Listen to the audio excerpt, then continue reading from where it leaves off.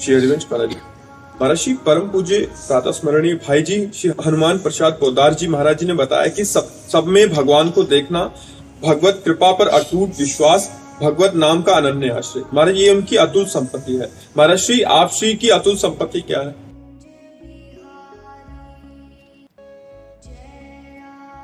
वाणी से बिना बोले अगर समझो तो बस इतनी है,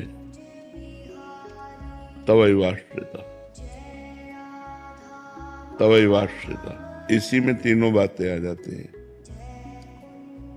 भगवान की कृपा, भगवान का नाम स्मरण। जब हम भगवान के आश्रित होते हैं, भगवान की पूर्ण शरण में हम होते हैं, शरीर मन वाणी ये स्वयं हो जाएंगे जब हम हो जाएंगे। और जिसके हम आश्रित होते हैं उसी का चिंतन होता है, और जो चिंतन होता है वही सामने हमें प्रतीत होता है। यदि हम सदैव भगवान का चिंतन करें तो हमें सब में भगवान नजर आने लगेंगे। जित देखूं तित श्याममयी है। गोपीजन निरंतर भगवान के चिंतन में मन लगो, मन न भये 10-20, एक हो तो सो गयो श्याम पे।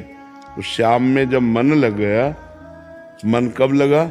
जब श्याम को हमने अपना माना, प्रभु को हमने अपना माना, तो अपनेपन में हमारा मन प्रभु में गया। और जब मन प्रभु में गया तो सतत चिंतन प्रभु का होने लगा। चलते फिरते उठते बैठते खाते पीते तो अब जो मिलता है वो प्रभुमय ही दिखाई देता है। जित देखूं तित श्याममयी, तो सब में भगवान का दर्शन। और मन जब भगवान में तो चिंतन भगवान का। और ये सब कैसे हुआ? कृपा से। तो भगवान का मुख्य है आश्रय, भगवान से अपनापन, भगवान के चरणों का आश्रय, उसी आश्रय से होता है। हमारे पास न नाम जप का बल है, न हमारे पास कि हम भगवत दर्शन सब में कर सकें। हमारे पास उनके चरणों के आश्रय का बल है, और वो हमें भगवत दर्शन कराता है।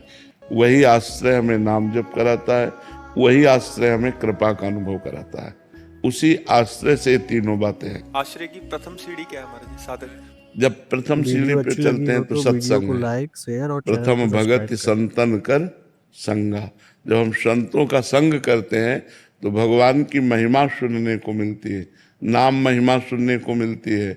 और ये पता चलता है कि मनुष्य जीवन का लक्ष्य है भगवत प्राप्ति, मनुष्य जीवन की सार्थकता है भगवान की प्राप्ति। तो फिर हम भगवान के आश्रय की तरफ बढ़ते हैं जब हमें पहले संत संग मिलता है। प्रथम भगति संतन कर संगा। और संस्कृत में जो नवधा भक्ति का वर्णन है उसमें प्रथम है श्रवणम। जब हम भगवान की महिमा को श्रवण करते हैं तो हमारे हृदय में भगवान के प्रति अपनापन शुरू होता है, यहीं से जागृति होती है। देखो विभीषण जी भगवान के पास आए तो कह रहे श्रवण सुजस सुनि आयऊं, प्रभु भंजन भव भीर, त्राहि त्राहि आरति हरन, शरण सुखद रघुवीर। श्रवण सुजस सुनि आयऊ, कान से आपकी महिमा सुनी प्रभु। हे भवजाल को नष्ट करने वाले प्रभु, जब मैंने आपकी महिमा सुनी तब मेरे हृदय में आपसे अपनापन हुआ, आश्रय की वृत्ति जागृत हुई। आयो, आपके चरणों तक पहुंचने का जो हमें बल मिला वो आपकी महिमा सुनने से। श्रवण सुजस सुनि आयो, प्रभु भंजन भवभीर। इस भव समुद्र से पार करने वाले प्रभु, इस भव रोग का निवारण करने वाले प्रभु, इस भव के भय का नाश करने वाले प्रभु, मैं आपकी शरण में आया हूं आपका श्रवण सुन करके। त्राहि त्राहि आरति हरन, शरण सुखद रघुवीर। शरणागत को सुख प्रदान करने वाले त्राहि माम, मैं आपकी शरण में हूं। तो ये जब प्रथम सोपान श्रवण है, और श्रवण ये मिलता है सत्संग से, संतों के संग से, तो यहीं से हमारी भक्ति का प्रादुर्भाव होता है। फिर कीर्तनम स्मरणम पाद सेवनम अर्चनम वंदनम दास्यम सख्य, और फिर आत्मनिवेदनम। तो जब हम सत्संग सुनते हैं, तहां से, सत्संग से ही हमारे अंदर विवेक का जागरण होता है कि मनुष्य जीवन का परम लक्ष्य भगवत प्राप्ति है। तो हमारा इस समय आश्रय है, वर्तमान में केवल आश्रय है, और आश्रय के बल से ही नाम जप हो रहा है, आश्रय के बल से ही सब में भगवत भाव की भावना का जो जितना दर्शन करा रहे हैं उतना दर्शन हो रहा है। और यही कैसे हो रहा है? ये सब कृपा से हो रहा है। ये तीनों बातें, कृपा, नाम जप और भगवत दर्शन, ये भगवत आश्रय से प्राप्त होती है। महाराज जी, पूर्ण शरणागति और पूर्ण आश्रय एक ही बात है ना? हाँ, पूर्ण आत्मसमर्पण, पूर्णता, अंतिम पूर्णता यह है कि जब ये भी विस्मरण हो जाए कि मैं शरणागत हूं, केवल प्रभु रह गए, मैं प्रभु की शरण में हूं, जब तक ये है तब तक पूर्णता नहीं है। और जब ये भी विस्मरण हो गया कि मैं प्रभु की शरण में हूं, केवल प्रभु रह गए, प्रभु ही प्रभु, तब ब्रह्म नहीं, माया नहीं, नहीं जीव नहीं काल, अपनी ही सुदिना रही, एक रहे नंदलाल। ये सब ज्ञान ध्यान सब छूट गया, केवल भगवान, उन्हीं की रूप माधुरी, उन्हीं की गुण माधुरी, उन्हीं की लीला माधुरी में डूबा हुआ है। और ऐसा डूब गया कि अपना पता नहीं है। डूबने वाले का पता नहीं लगता। जब तक अपना पता है तब तक डूबा नहीं, और जब अपना भी पता खो गया, अपनी हु सुधि ना रही, अपनी हु सुधि ना रही, को हम कहाँ बिसर सुधि गए, एकमात्र भगवान, तब शरणागति की पूर्णता हो जाती है। अनिल जी सागर से।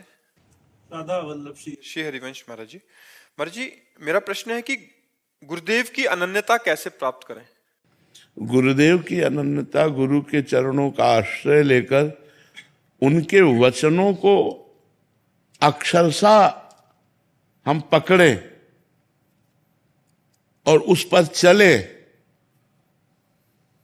जो मंत्र दिया, जो नाम दिया, उसको जपें। जो निषेध किया कि ये नहीं करना चाहिए, उसे ना करें, तो बहुत जल्दी हम अपने गुरु के अनन्य हो जाएंगे। अन्य मिलावट नहीं होनी चाहिए। अगर गुरु के अनन्य होना है तो हम सत्संग सब संतों का करें, सेवा सब संतों का करें, लेकिन बात अपने गुरु की माने, उपदेश अपने गुरु का माने। जो सत्संग, जो संतों की वाक्य वाणी हमारे गुरुदेव की वाक्य से, वाणी से मिलती हो, वो हम मानेंगे, अन्यथा हम सुन लेंगे केवल। अन्य बात हम किसी की मानेंगे नहीं। मानेंगे, हमारी साधना होगी गुरुदेव के आदेशानुसार, गुरुदेव वाली साधना होगी। बैठे हम कहीं भी संत समाज में, हम अपने गुरुदेव से बिलग न कोई आज्ञा मानेंगे, न कोई उपदेश मानेंगे। सुनेंगे सब, आदर सबका करेंगे, सेवा सबकी करेंगे, मानेंगे अपने गुरु की, चलेंगे अपने गुरु के उपदेश से, जपेंगे अपने गुरु का उपदिष्ट जो मंत्र और नाम है, इससे गुरु की अनन्यता प्राप्त हो जाती है। भगवान आप अंतर्यामी हैं, हृदय की बात जानते हैं।